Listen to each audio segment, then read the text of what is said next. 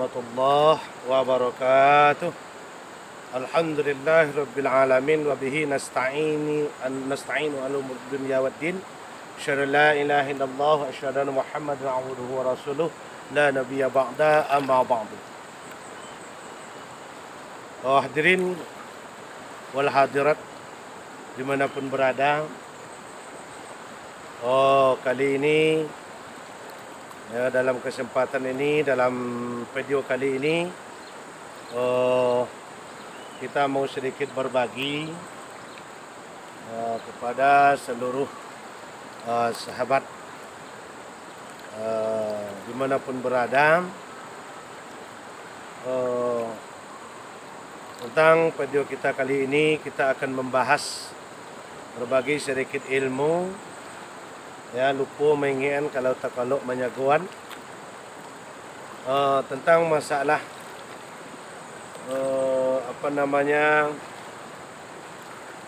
amalan-amalan yang sangat dicintai oleh Allah Subhanahu wa taala. Saking cintanya Allah kepada orang yang berbuat amal yang semacam ini, sehingga Allah Subhanahu wa taala membangunkan mereka sebuah rumah di dalam surganya Allah nanti kepada mereka yang melakukan amal-amal yang berikut ini, yang ingin kita ulas atau yang ingin saya sampaikan. Adapun berdasarkan kepada riwayat Nabi Muhammad SAW, beliau pernah berkata, salasu wa amali baitil jannah. Ada 3 macam amal perbuatan atau 3 macam amal soleh yang dilakukan oleh manusia sehingga wa amali baitil jannah, sehingga Allah membangunkan atau membuatkan sebuah rumah atau sebuah gedung di dalam surga nanti untuk mereka tersebut. Jamaah dimanapun berada, dalam yang 3 hal tersebut atau 3 macam amal tersebut, mari kita simak bersama. Yang pertama, perbuatan atau amal yang dicintai oleh Allah, yang dibangunkan mereka nanti sebagai gedung oleh Allah atau rumah oleh Allah dalam surganya. Yang pertama perbuatannya adalah falyafu amman talamaka, yaitu mereka yang mampu atau yang ikhlas, yang bisa memaafkan kesalahan orang walaupun orang itu sudah pernah menyakiti hatinya. Ya.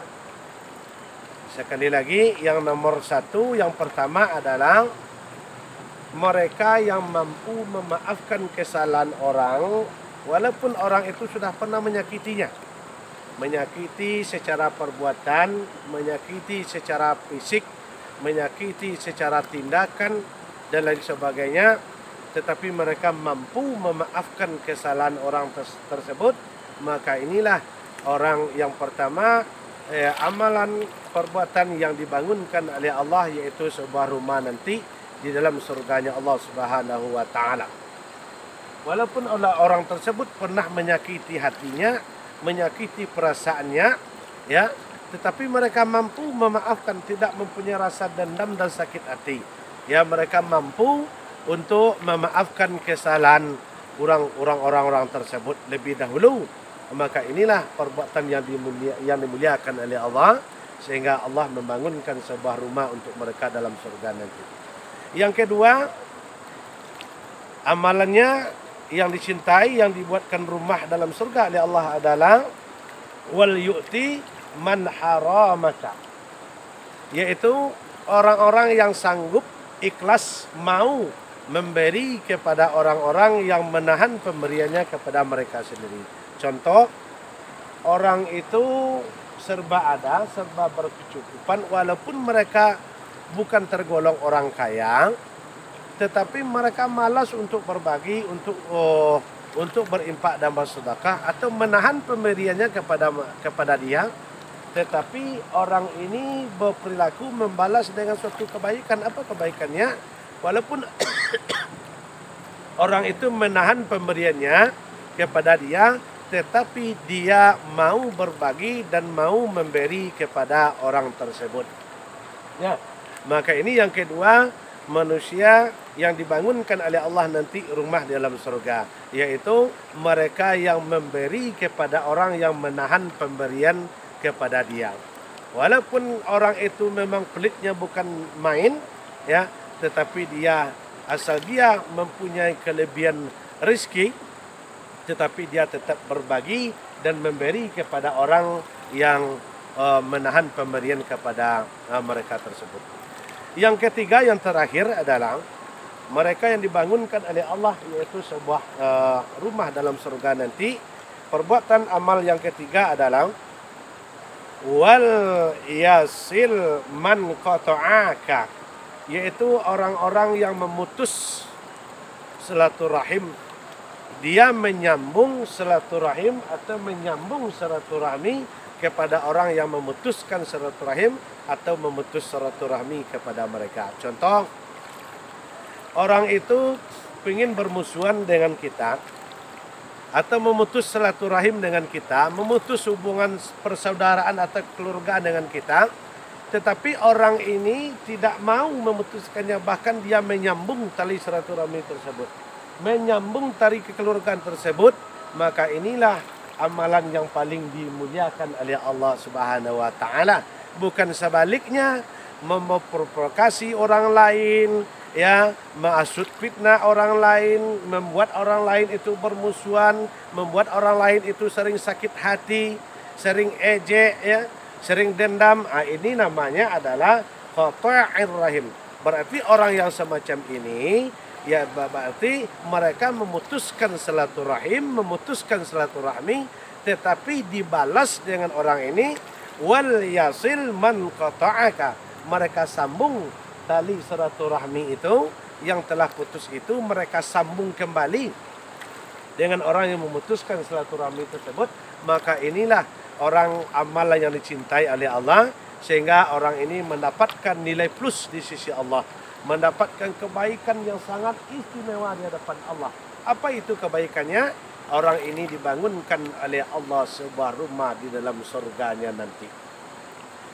Jamaati fillah dimanapun berada, ya, dalam video yang singkat ini, yang tiga macam ini, semoga kita bisa mengambil pelajaran supaya insya Allah sesuai dengan janji Allah, Allah akan membangunkan sebuah rumah, sebuah tempat tinggal yang istimewa bagi orang-orang yang melakukan amal yang tiga macam ini. Yang pertama tadi adalah mereka, ya, yang memaafkan kesalahan orang lain, walaupun orang lain itu sudah pernah menyakiti hatinya, tetapi dia tidak punya merasa dendam, sakit hati, permusuhan, sehingga dia memaafkan kesalahan orang itu, walaupun orang itu belum mau atau tidak mampu memaafkan kesalahannya, tetapi dia memaafkan kesalahan orang itu. Itu yang pertama. Yang kedua tadi adalah mereka yang tidak mau menahan pemberiannya, walaupun orang itu menahan pemberiannya kepada mereka, tetapi dia tetap, ya, namanya sifat dermawan, walaupun hidup dalam serba kekurangan, walaupun semampunya, berapapun mampunya, dia sanggup berbagi kepada orang, apalagi yang menahan pemberian kepada dia. Yang ketiga tadi, yang terakhir adalah mereka yang menyambung tali silaturahim atau menyambung tali yang telah diputuskan oleh orang kepada dia.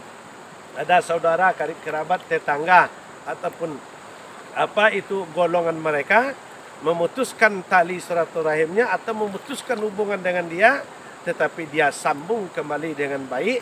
Dia tidak mau memutuskan silaturahim itu berpanjang-panjang waktu atau berlama-lama masa.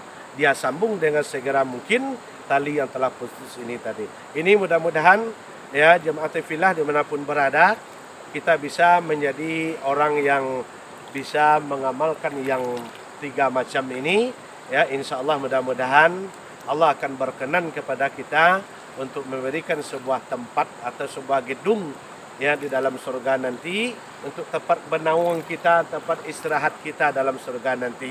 Tetapi jangan kita lupakan yang tiga ini. Jangan suka berudu, jangan suka bermusuhan, jangan suka sakit hati, jangan suka dendam, ya.